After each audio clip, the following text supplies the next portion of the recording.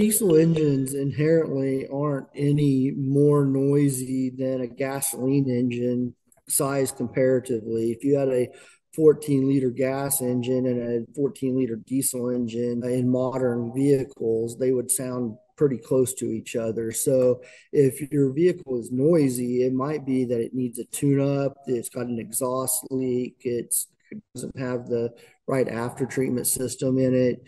So there's a limit to what we can do with the modern diesels. They're about as quiet as they're going to get without doing anything extremely expensive or drastic to them. So the short answer to that question is there's not much we can do unless it's noisier than it normally would be. Then usually it's a simple tune up or valve adjustment that needs to be done.